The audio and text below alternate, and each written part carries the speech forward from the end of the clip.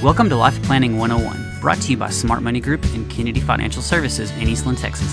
Tune in every week as we share important information to help you and your family live life on purpose. Insurance, investments, legacy and tax planning, and much more.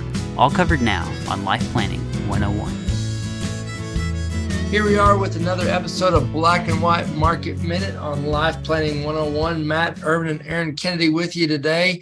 Hitting you with a short episode today. Talk a little bit about what's going on in the market, what's going on with the Fed, and try to digest some of this. So, Aaron, first and foremost, we always like to know, where are you today? Man, College Station.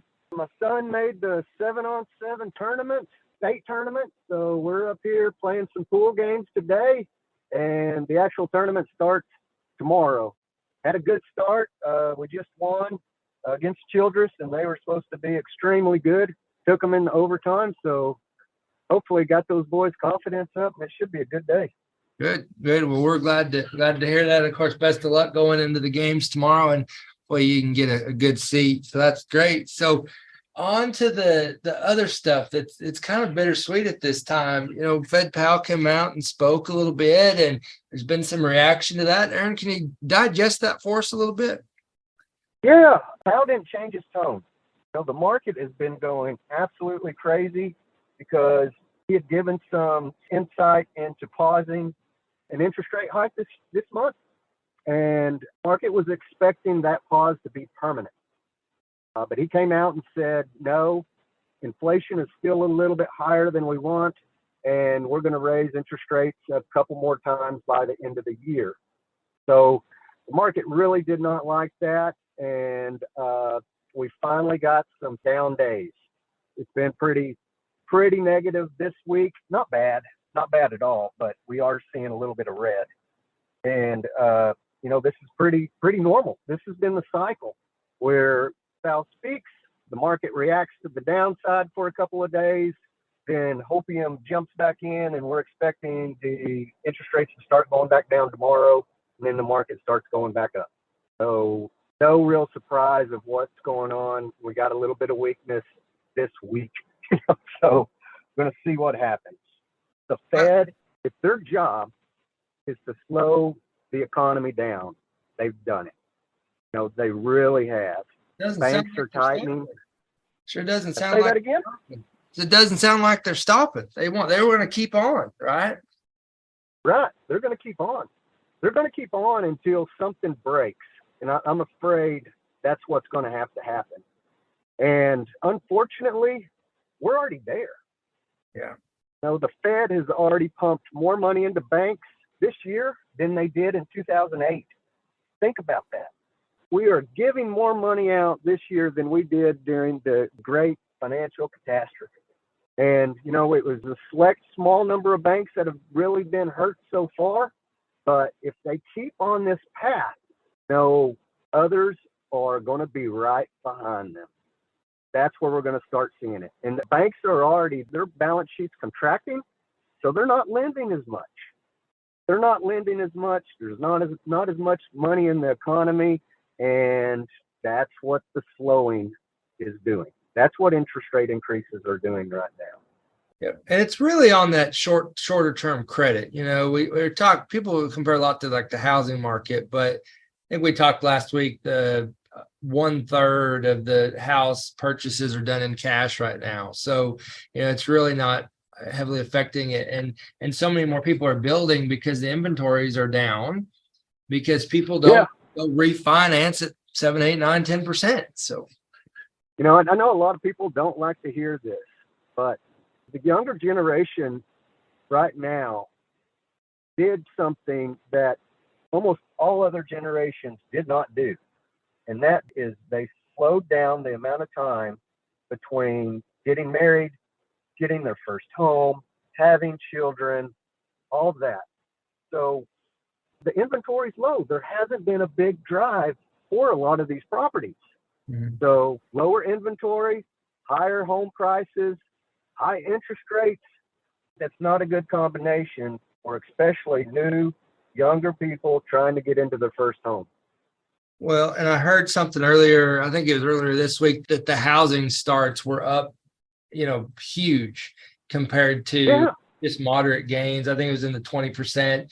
And what they're equating a piece of that to is people want to get out of these apartments that they flocked to because that's all they could afford, right? When everybody lost their job, they sold their house, went to an apartment, or maybe they just took advantage of the high prices on real estate, got an apartment. Now they hate it. They need a house, can't get into a house, so they're building one. That's exactly right. And another thing, the big migration out of the cities. Yes, sir. This is getting stronger and stronger. There's no real reason to live in the big cities right now, not the way our economy's working. We have all this work from home, Zooms, just like we're doing right now. Technology has made us extremely portable. So people are taking advantage of that. Yeah. Well, and even infrastructure used to be an issue as well, right? If you didn't have high-speed internet, you couldn't work from home. Well, now there's things in place that have eliminated that. I mean, there's a lot of fiber that's available now, but then too, you look to the sky, there's quite a few satellites supporting internet right now. Yeah, thank you, Mr. Elon Musk. So that's who we need to blame for something pretty interesting. I didn't mean to cut you off there. No, that's I guess who we need to blame for the work from home era is Elon Musk, right? Yeah. Yeah. But he has been very big and outspoken on his employees, and his basic message was get your butt off your couch and come back into the office. Yeah, for sure. For sure. He's allowing it globally, but not for his companies. You got to come to work. Well, and with employment, so if Powell's effort to raise rates is hurting the economy, I mean, it's saying that employment is still pretty strong. But I think what you told me earlier was there was some statistics that were maybe, kind of beneath the headline figures, if you will, showing that really only certain sectors are strong and others are wildly beat up. That's right. That's been the bright spot in our economy is job market. And that's been Powell's crutch. We can't break anything right now because employment's so high. Well, I actually saw some figures this morning. Barry Starlight, he's a real estate guy, and he was on Squawk Box this morning, and he was showing where the employment was. The biggest place for job growth right now is healthcare and education. That is very resilient. It does not matter what interest rates are. If my son rolls his ankle, knock on wood, I'm not going to say, man, we can't go to the hospital and get that casted up because interest rates are north of 5. That doesn't happen. That's right. I'm going to go get that cast regardless. The other big increase is government. And the majority of it's municipalities, but they're hiring, and then interest rates are really not affecting them. You go back and look at industrials, very affected by interest rates. All right. Hemorrhaging jobs. Yeah. Technology companies that need zero interest, hemorrhaging jobs. The places, the most fruitful areas of employment in our country have been greatly affected. So it's working. And I just don't know why we are so stuck in our ways of what they look at. They can't put the entire picture together. If they can't, this is not going to end good, going to be painful, at least in the short run. Economically, again, I really don't know about the market dropping if we go into a recession, but from an economic standpoint, things are going to get broke, and it all starts with the banks.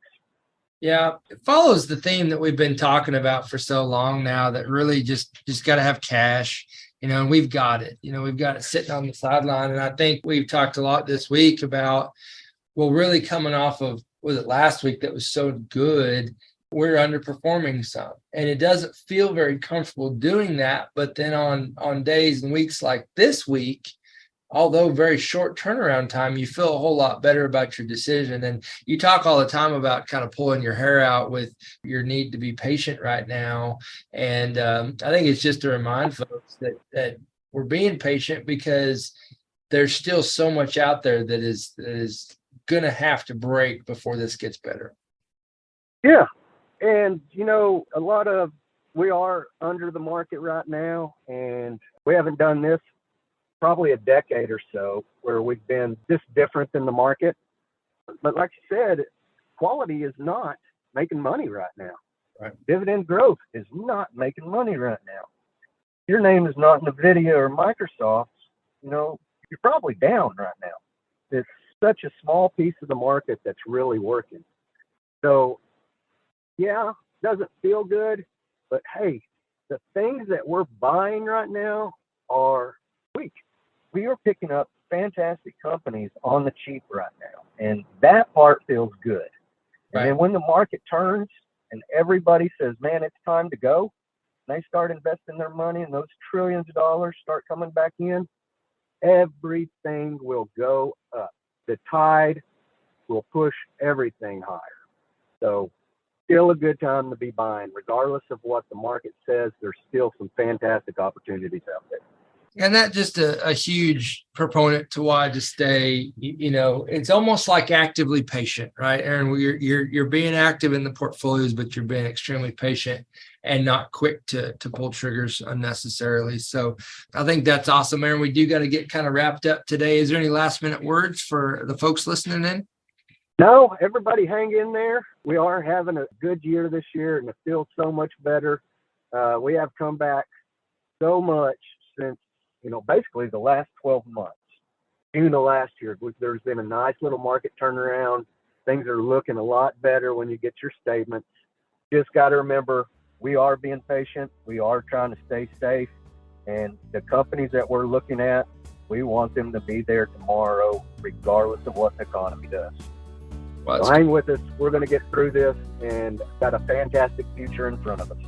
Yep. Well, thank you, Aaron, for joining us today, as always. And we appreciate you out there listening. If there's anything that you would like to hear more about or want to dive into, questions that you have or thoughts about what's going on, we want to talk to you. We want to hear from you. We want to see and listen to what you have to say.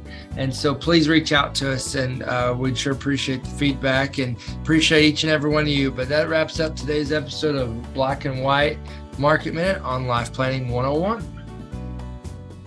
Thank you for joining us for Life Planning 101, brought to you by Smart Money Group and Kennedy Financial Services. If you have questions, you can email them to lifeplanning@kennedy-financial.com. Be sure to tune in next week for more Life Planning 101. The opinions expressed herein are those of the firm and are subject to change without notice. The opinions referenced are as of the date of publication and are subject to change due to changes in the market or economic conditions and may not necessarily come to pass.